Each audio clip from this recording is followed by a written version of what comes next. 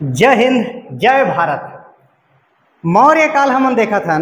मौर्य काल में पहला राजा चंद्रगुप्त मौर्य के पूरा चर्चा हो चुके हैं। दूसरा नंबर के राजा बिंदुसार पूरा चर्चा हो चुके हैं। आज तीसरा नंबर के राजा अशोक पर चर्चा करे जाए। राजा अशोक मौर्य काल, तीसरा नंबर के राजा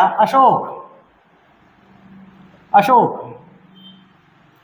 कुछ व्यक्तिगत परिचय, कुछ जीवन परिचय अशोक के देख लिया जाए। पहली तो भाई अशोक के पिताजी के नाम, अशोक के पिता के नाम बिंदुसार। अशोक के माता के नाम धम्मा। कुछ जगह सुभद्रांगी मिलते, सुभद्रा से सुभद्रांगी, या कुछ जगह पासादिका ये भी चर्चा दिखते। ये अशोक के माता के नाम। अशोक के पत्नी के जिक्र करे जाए, अशोक के पत्नी, तो अशोक के पत्नी में महादेवी,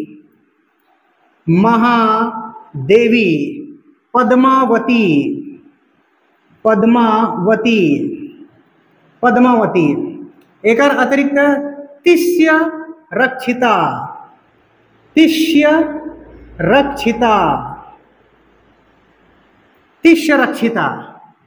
एकर अतिरिक्त असंघ मित्रा, और एकर अतिरिक्त कारुवाकी। ये है पत्नी मन के नाम हरे अशोक के पुत्र के नाम महेंद्र, कुणाल। एकर अतिरिक्त तीवर। एकर अतिरिक्त जालौक। एकर पुत्री के नाम देखे जाए, अशोक के पुत्री के नाम, तो पुत्री के नाम में संघमित्रा,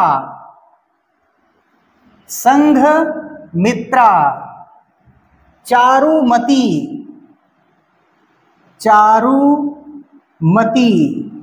ठीक। अशोक के उपाधि के नाम देखा जाए, उपाधि, तो अशोक के उपाधि के नाम देव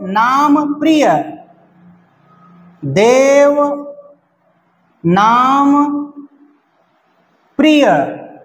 प्रियदर्शी। ये एक साथ है, प्रियदर्शी। तो ये तो कुछ जीवन परिचय, व्यक्तिगत परिचय। अब इनमें कुछ हमला और ध्यान देना है। जैसे अशोक के पिताजी के नाम बिंदुसार, तो बिंदुसार के कुछ चर्चा हम पहले भी कर चुके हैं कि एकर कुल पत्नी 16 जन रही से, कुल 16 पत्नी रही से, और उन 16 पत्नियों में से बिंदुसार के कुल पुत्र की संख्या 101।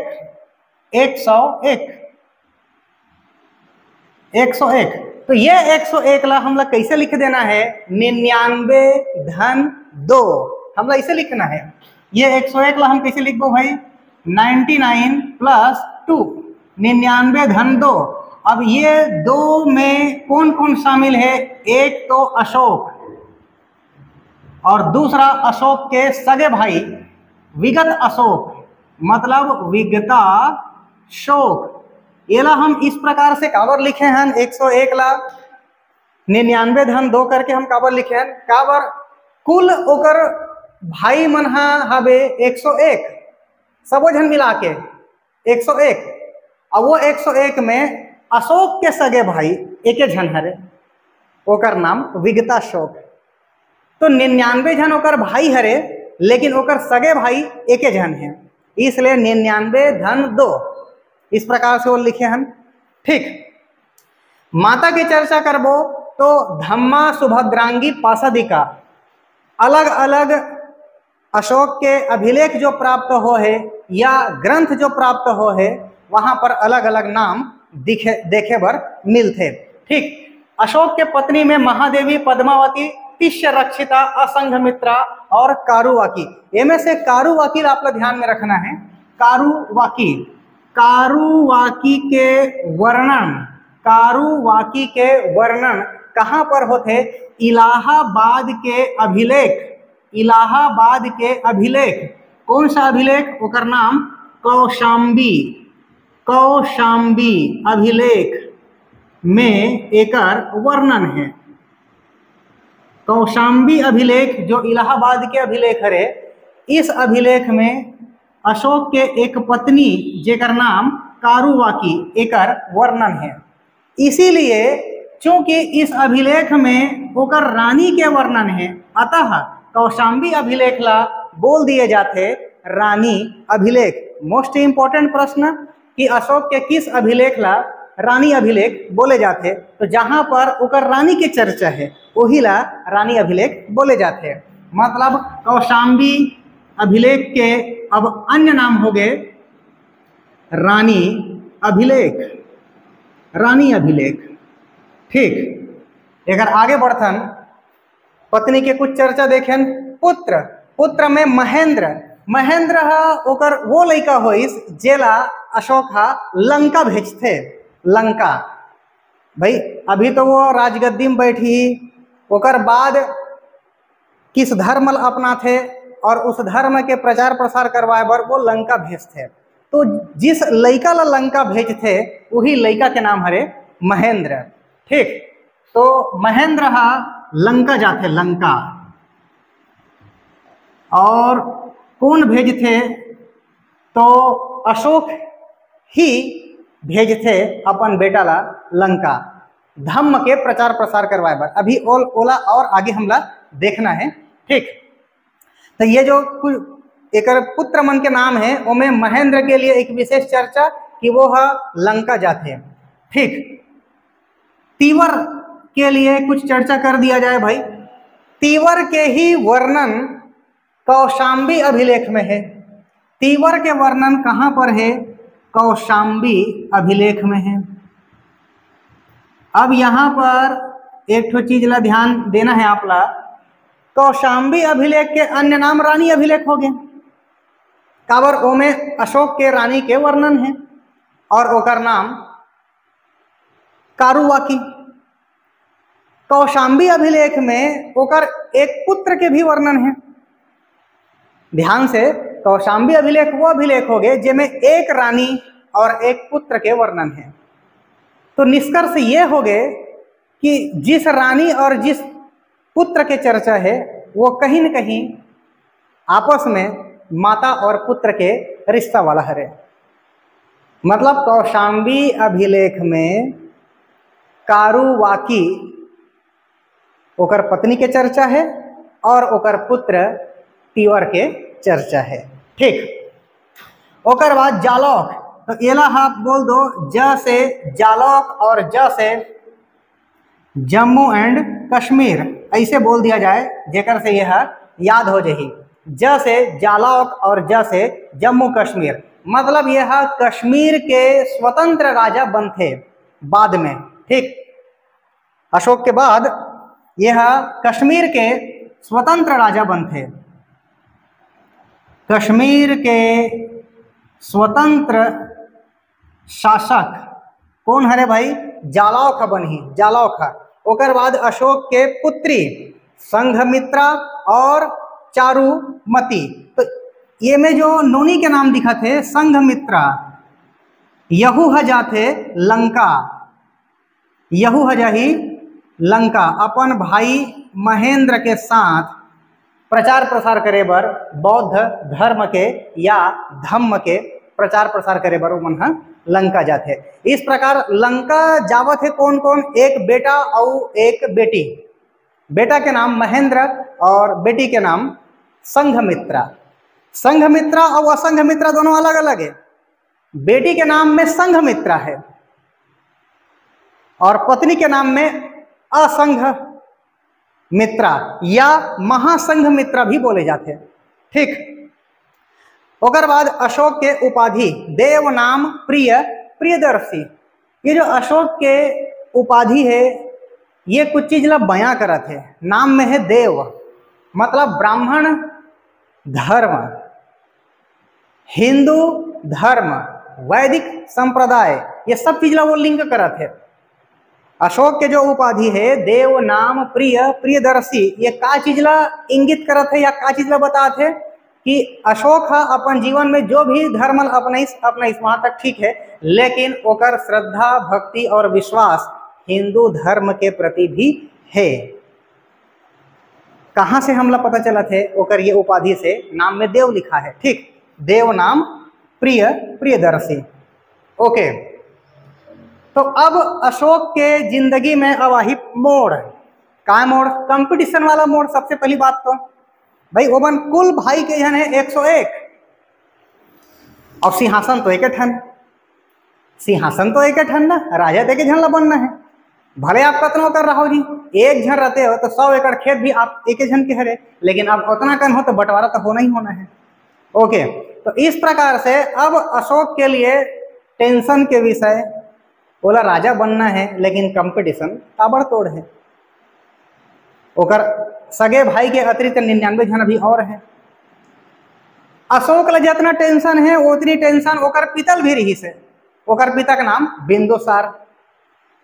बिंदुसार हा भले अंजीर खवई में बेचारा हा मगन रहा है और अंगूरी मदिरा पियई में भले वो मगन रहा है, लेकिन उत्तराधिकारी बिंदुसार के बाद जो होना है राजा, ओकर लिए भी वो खासा ध्यान दीस। एक अवसर क्रिएट होइस बिंदुसार के शासन काल में, और वो का अवसर होइस? तक्षशिला में विद्रोह। तक्षशिला में विद्रोह। यही कर बिंदुसार सोचते अब यही कर में हाँ जजमेंट कर हूँ कि मोर 101 गुड्डू मन में से कौन हाँ राजा बने के लिए है। तो बिंदुसार ला ये समझ में आते कि 101 में जेकर तेज बुद्धि चलते वो अशोक हरे। तो अशोक ला बोलते कि तक्षशिला में जो विद्रोह होते बोला दमन करे बर तेजा, बोला शांत ते कर। अशोक ला भेजे जाते। एक बार और विद्रोह होते तो उस समय अशोक ला नहीं भेजे, ओकर बड़े भाई भेजते, सुसीम ला या सुमन ला। इस प्रकार बिंदुसार ये जजमेंट करा थे कि विद्रोह ला जे अच्छा से दमन कर ही सही तरीका से, वही ला मैं उत्तराधिकारी घोषित कर हूं। बिंदुसार के जोरदार दिमाग। यहां पर तो भाई ये समझ में आ गए कि बाहुबली पिक्चर चला थे है।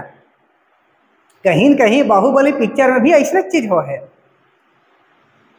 कि महिष्मती राज्य में हुआ थे आक्रमण और दो जन राजा बने के होड़ में लगे हैं, एक बाहुबली और दूसरा भल्लाल। राजमाता ये बोल दे है कि जो आक्रमण होते ओला सही तरीके से कौन हा शांत कर ही, और जे शांत कर ही सही तरीके से वही ला राजा बना दिए जाही। सेम चीज यहाँ पर भी होते। तक्षशिला के विद्रोह ला जो सही तरीके से शांत कर ही, जे सही तरीके से दमन कर ही, वही हा मगध के अब राजा बन ही। बिंदुसार के दिमाग चला थे। तो यहाँ से नो डाउट मोला तो ये लगते कि बाहुबली पिक्चर के कुछ पार्ट यहाँ से भी लिए गए हैं। इतिहास बिल्कुल पढ़े हैं राजमौली साहब जी है, ठीक। तो बिंदुसार के टेंशन जो रही से वो अभी भी बरकरार। तक्षशिला के दो विद्रोह में दोनों अच्छा नेतृत्व करीस, अशोक भी और ओकर बड़े भाई सुसीम भी। दावेदारी दोनों जन ठोका थे राजा बनना है करके। अब अशोक बोलते मोर कर अनुभव प्रमाण पत्र है। अशोक बोलते मोर करा अनुभव प्रमाण पत्र है, मतलब वो हा राज्यपाल रही से, राज्यपाल के गद्दी में बैठे रही सोहा उज्जैन में। उज्जैन के राज्यपाल कौन रही से? अशोक। तो वही दावेदारी ठोंकते हुए कि मोर का अनुभव सर्टिफिकेट है, राजा मोला बनना है। इस प्रकार से वो आगे आते हाईलाइट होते, एक तो दिमाग भी होकर तगड़ा चलते हैं, पराक्रमी भी है बेचारा, और अनुभव सर्टिफिकेट भी होकर पास है राज्यपाल के। तो इस हिसाब से अब आगे वो 101 में से अब आगे कौन आते? अशोक आवत है। लेकिन सिंहली जनश्रुति अनुश्रुति में ये चर्चा है कि अशोक सबसे पहली अपन 99 भाईला मारिस कत्लेआम, ओकर बाद अपन रास्ता ला वह तैयार करिस और राजा बनते। ठीक, तो इस प्रकार का चीज हमरा समझ में इस अशोक राजा बने के पहली राज्यपाल रही से, अशोक राजा बने के पहली का रही से राज्यपाल, और कहाँ के राज्यपाल? उज्जैन के, उज्जैन के। इस प्रकार सिंहली अनुश्रुति के आधार पर 99 भाईला मारे के बाद अपन रास्ता साफ करते वह और सिंहासन पर बैठते, मतलब अपन आप लोग घोषित करिस राजा। किस समय में?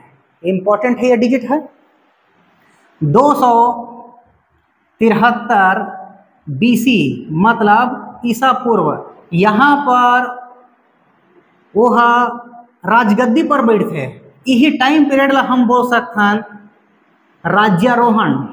यही टाइम पीरियड हरे अशोक के लिए सिंहासन रोहन या राज्यारोहण। लेकिन ध्यान हमला इस बात पर रखना है कि यहाँ पर सिर्फ घोषित होते राजा हरस्ते हैं, अपन आप लोग घोषित करते मैं राजा हरो, विधि विधान से ओकर राज्याभिषेक नहीं हो है।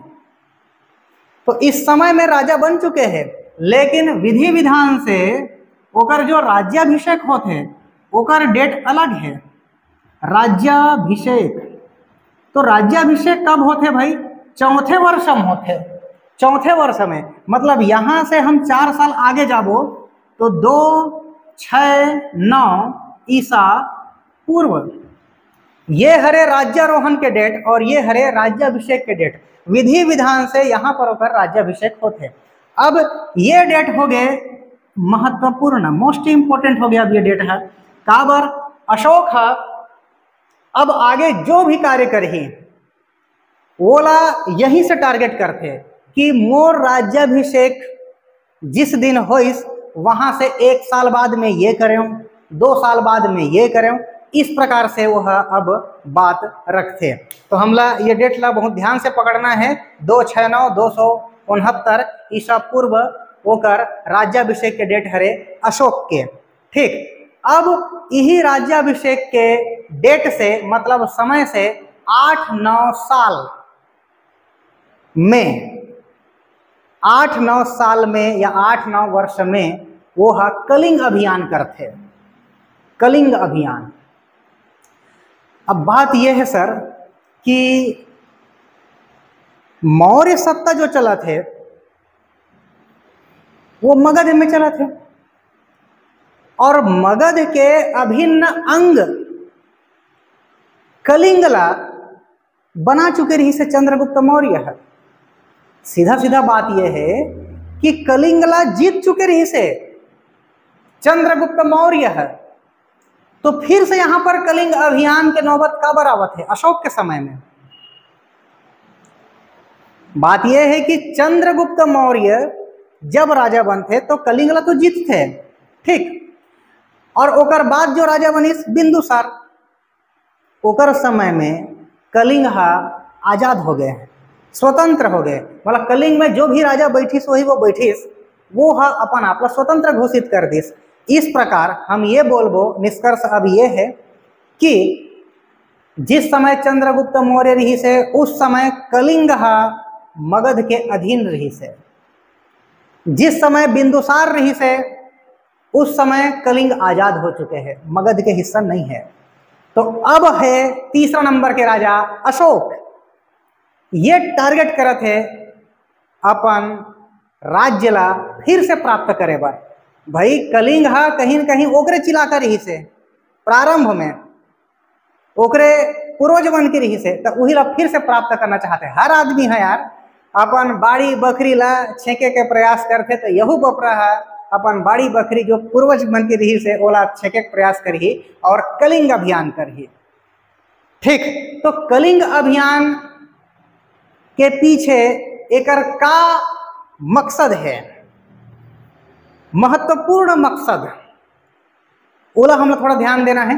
तो सबसे पहले तो एला मिटा दिया जाए, उसके बाद आगे बढ़े जाए।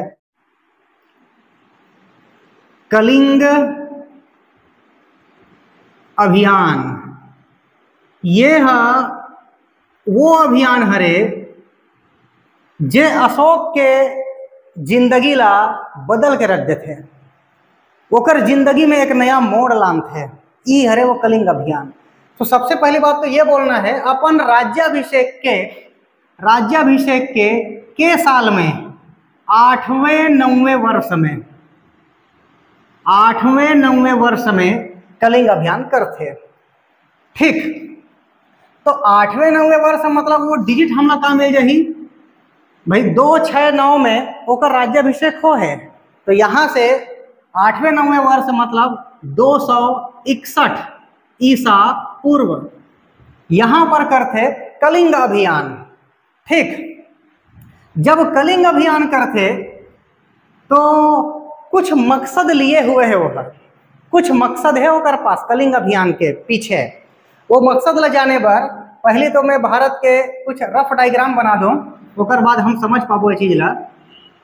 तो इस प्रकार से रफ डायग्राम भारत के लगभग इस प्रकार से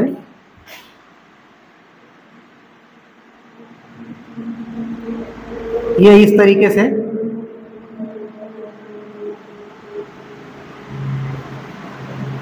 ओके।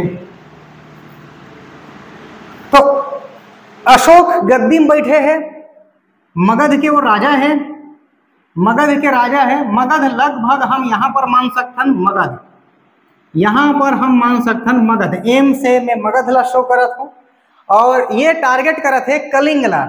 कलिंग आप लगभग यहाँ पर समझो, यहाँ पर लगभग ये हो गए कलिंग। ठीक, तो अशोक हा अभियान करना चाहते कलिंग अभियान, एकर पीछे कुछ ओकर इच्छा है, मनसा है, कुछ प्रोग्राम बिठा है वो अपन दिमाग में। पहला तो कोई संदेह नहीं है, साम्राज्य के विस्तार करना है, साम्राज्यवादी होना है, साम्राज्य के विस्तार करे बर कलिंग अभियान पहला चीज, इसमें कोई संदेह नहीं है। दूसरा चीज, अगर आप अभियान कर हो और अगर आप उस अभियान में जीत दर्ज कर हो तो कहीं न कहीं संसाधन के आपला प्राप्ति हो ही, मतलब चांदी सोना ये सभी आपला प्राप्ति हो ही। तो यहू एक ठन बात हो गया ओकर मन में चलत है। लेकिन प्रमुख चीज कलिंग अभियान के पीछे अशोक के दिमाग में क्या चीज चलत है, वो ये है कि मगध तो भी ओकरे इलाका है, कलिंग ला अगर वो जीत लेवत है तो यहू इलाका ओकर हो गए और यहू इलाका ओकर हो गए। अब वो साउथ इंडिया ला दक्षिण भारत ला, साउथ इंडिया ला मतलब दक्षिण भारत ला यहां से वो कंट्रोल कर सकते कलिंग से, काबर मगध से वो यहां तक आसानी से आ जाही और कलिंग के बाद साउथ इंडिया जाए बर, दक्षिण भारत जाए बर ओकर पास दो ठन रास्ता, या तो वो जल मार्ग से प्रवेश कर सकते और नहीं तो फिर थल मार्ग से दक्षिण भारत जा सकते हैं। इस प्रकार ये दोनों मार्ग पर ओकर नियंत्रण हो जाही। कुल मिलाकर के दक्षिण भारत पर साथ ही वो जल मार्ग और थल मार्ग दोनों पर नियंत्रण के उद्देश्य से कलिंग में अभियान करते, कलिंग अभियान करते, कलिंग पर आक्रमण करते अशोक का। ठीक, तो अब कलिंग अभियान के चर्चा देखे जाए भाई। जब कलिंग अभियान करते तो उस समय कलिंग के जो राजधानी रहे, राजधानी कलिंग के राजधानी तोसली या कई जगह किताब में तोसाली भी लिखाए रहते, तो कोई दिक्कत नहीं है, तोसली बोलो या तोसाली बोलो, कोई प्रॉब्लम नहीं है हमें। ये है राजधानी रथे कलिंग के। तो जब अशोक अभियान करते, कलिंग अभियान करते, तो कलिंग में जीत दर्ज करते, मतलब कलिंग के राजधानी अब काकर हो गए, अशोक के हो गए। किस समय में? 261 ईसा पूर्व में कलिंग अभियान। ठीक, अब यहाँ पर जो मोड़ आते होकर जिंदगी में, वो का चीज हरे, यही कलिंग अभियान में। अब भाई कलिंग के साथ युद्ध चला थे, तो कलिंग के सेनामन मारे जाही, बहुत खतरनाक टाइप से नरसंहार यहाँ पर हो रहे थे। तो जो सैनिक मन मारे जा रहे थे, ओकर परिवार जनमन है उस रणभूमि में आ करके रोवत गावत रहे, आंसू बहत है ओकर मन के। तो वो दुख, वो दर्द ला अशोक हा अपन जिंदगी में पहली बार देखते। आज तक लड़ाई तो कतनो लड़े हैं और कतनो मार धाड़ भी करे हैं, अपन खुद के 99 भाई ला वो मारे हैं, लेकिन वो स्थिति ला वो ध्यान नहीं दे पाए रही से कि का दुख होते, का दर्द होते। ओकर नाम ही अशोक है, ओकर नाम ही अशोक है। अशोक के मतलब दुख के बगैर कोई दुख नहीं है वहां पर, सुखी सुख। तो इस प्रकार कलिंग अभियान वो अभियान हो गए जो एक जिंदगी अब बदल ही। रणभूमि में जो दुख और दर्द देखते, वह परिवार जनमन के दुख और दर्द देखते, वहीं पर सोचते कि आज के बाद में हथियार नहीं उठाऊं। एक से आदि मतलब तकलीफ होते, जन धन के हानि होते, कई आदमी तकलीफ होते, और इस प्रकार की अब जिंदगी नहीं जीना है, हथियार छोड़ देते वह, और एकदम गुमसुम अवस्था में अब आही कलिंग से वापस अपन मगध इलाका में। तो जैसे मगध इलाका में वो आते, ओकर बड़े भाई सुमन या सुसीम के बेटा निग्रोध ओकर व्यक्तित्व से भी वह प्रभावित होते। अशोक हर निग्रोध बिल्कुल शांत स्वभाव के आदमी रहे, कावर वो बौद्ध धर्म से जुड़े हुए व्यक्तित्व रहे। तो अपन भतीजा अर्थात सुसीम के बेटा निग्रोध से वो प्रभावित होते, और वही सिलसिला में वो आगे बढ़ते कि किस धर्म से जुड़े जाए।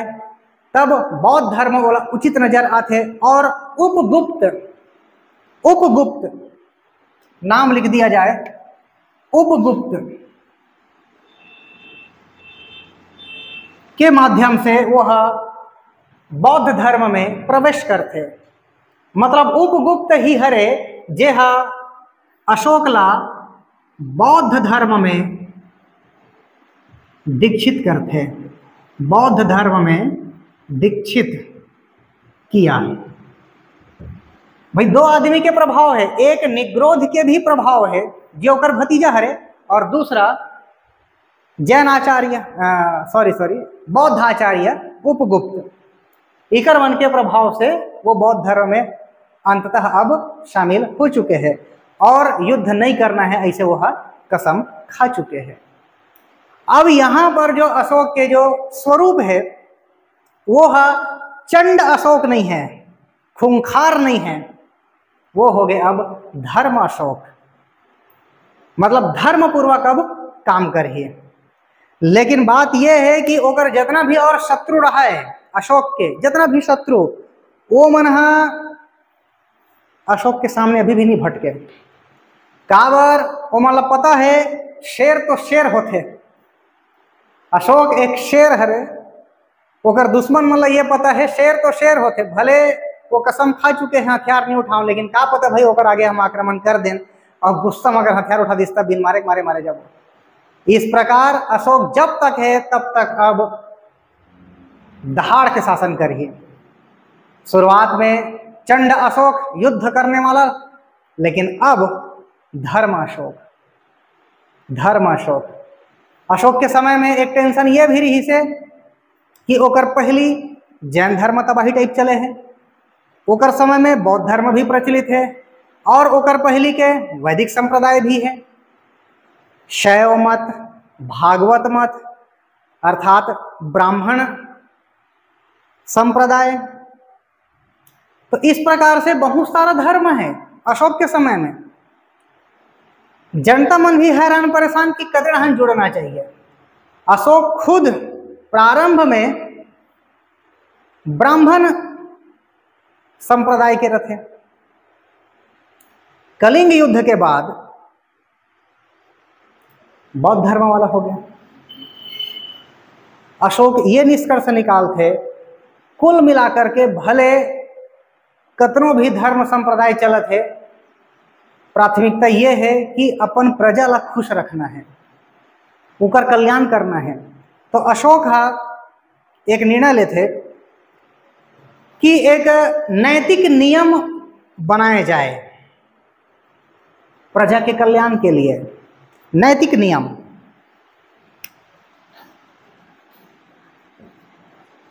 नैतिक नियम अशोक तैयार करीस प्रजा के कल्याण के लिए। यही नैतिक नियम ला वो बोलिस धम्म, धम्म बोलिस।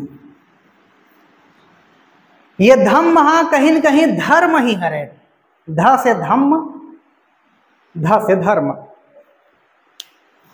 तो इस रास्ते अगर चले जाए तो प्रजा के कल्याण है, हर आदमी कल्याण है।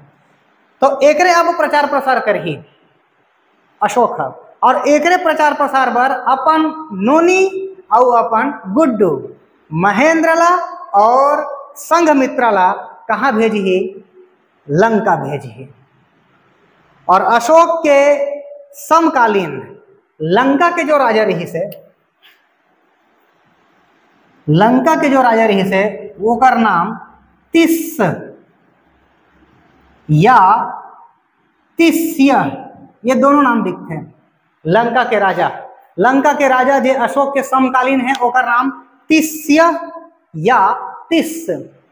धम्म के प्रचार प्रसार बर लंका भेजिस अपन बेटा महेंद्रला और अपन बेटी संघमित्राला। ठीक, अब अशोक ये सोचा थे कि प्रजा ला खुश रखना है और कहीं न कहीं नैतिक उनकर उत्थान जरूरी है। तो ओकर लिए अब जनता संबोधित भी करना है। तो अशोक रास्ता चयन करते कि किस हिसाब से जनता ला सूचित करे जाए और वो मतलब संबोधित करे जाए। तो यहीं पर टारगेट करते वो अभिलेख, यहीं पर प्रचलित होते भारत में अभिलेख। अभिलेख काकर देन हरे ईरानी आक्रमण के, लेकिन वो प्रचलित नहीं हो हैं। भारत में भले आ चुके हैं लेकिन प्रचलित नहीं हो हैं। अभिलेख ला प्रचलित करने वाला एकमात्र शासक अशोक है।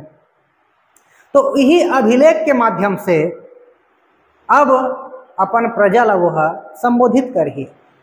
अभिलेख के चर्चा करे जाए। अभिलेख के चर्चा के प्रकार के अभिलेख अशोक चलईस। 3 प्रकार के अभिलेख। अभिलेख के प्रकार के 3 प्रकार के। पहला शिलालेख। पहला शिलालेख या शिला अभिलेख, मतलब वो ज्ञान के बात, वो ज्ञान की बात या वो धम्म की बात जेला बड़े बड़े पत्थर में लिख देगी। अब ऐसे नहीं है कि कोई भी कोंटा कंटान में लिख देना है। उस जगह ला टारगेट करे जाए जहां पर आदमी और देख सके, सही तरीके से प्रचार प्रसार हो सके। जैसे कि मेन रोड है, ओकर अगल बगल ऐसे बड़े बड़े ऐसे पत्थर है, तो वही में डेंटिंग पेंटिंग अपन करके ज्ञानवर्धक बातें, धम्म की बातें ओला लिखवाइस, वही अभिलेख बोलिस। और पत्थर में लिखवाइस ओला बोलिस शिलालेख। तो अभिलेख के कुल संख्या के ठन 3 ठन। एक हो गए शिलालेख, शिलालेख जिला सीधा पत्थर में लिखवात है। दूसरा हो गए स्तंभ लेख, स्तंभ लेख। अब स्तंभ लेख मतलब जैसे रास्ता है वहां पर अगल बगल पत्थर नहीं है लिखवाए बर, तो वहां पर पत्थर गड़ियाए जाए। तो गड़ियाना मतलब एक स्तंभ जैसे हो गए, तो वही का हो गए स्तंभ लेख।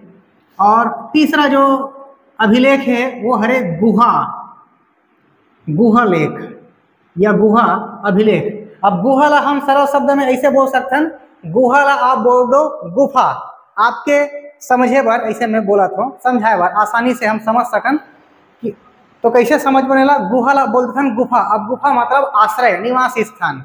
इस प्रकार आश्रय स्थल पर, निवास स्थल पर या ओकर आसपास जो ज्ञान की बातें लिखवाही, धम्म की बातें जो लिखवाही, वही हरे गुहालेख।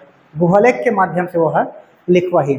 ठीक, तो अब अभिलेख की चर्चा करत हन तो एकर भाषा और एकर लिपि के भी चर्चा होना जरूरी है।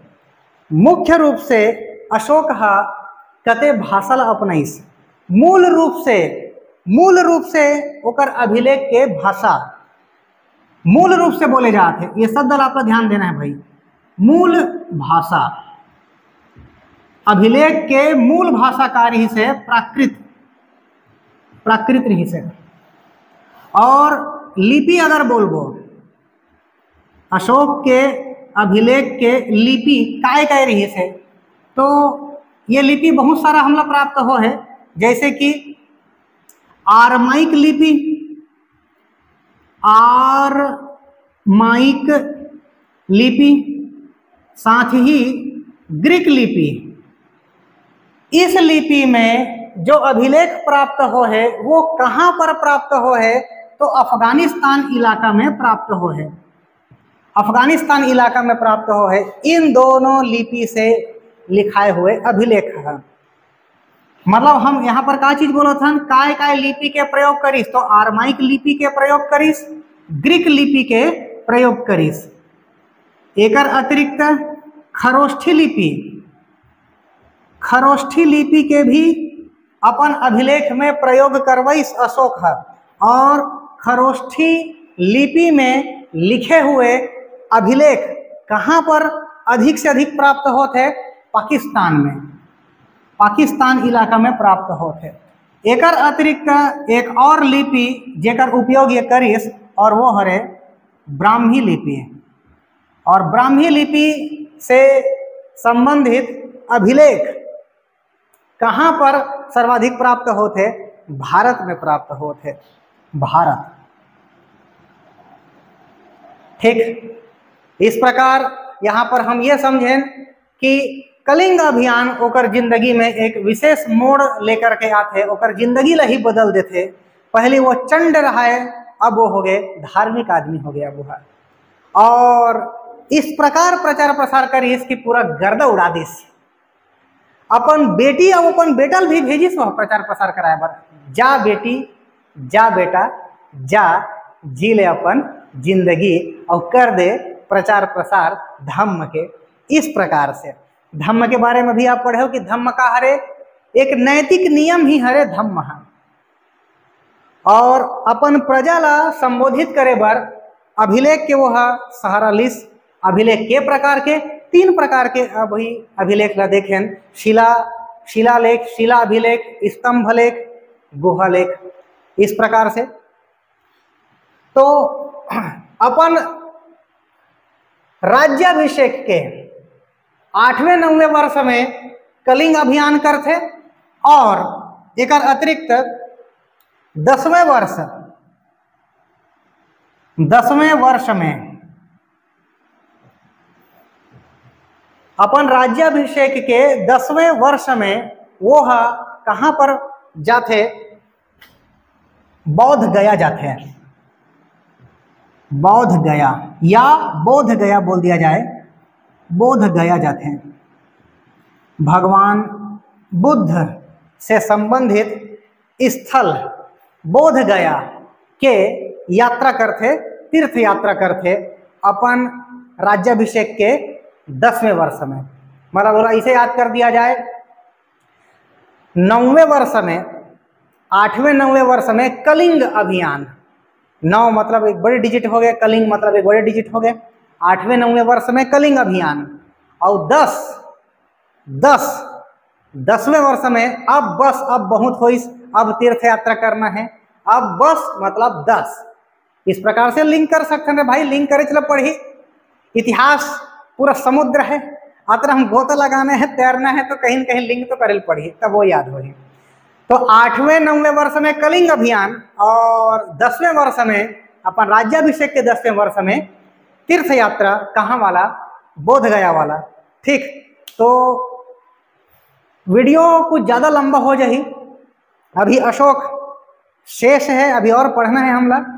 तो इला अगले वीडियो में देखे जाए एक आगे के चर्चा कि किस प्रकार से अब वह अपन प्रजा मल्ला खुश रख पाते और किस प्रकार से जन कल्याणकारी कार्य वह करते।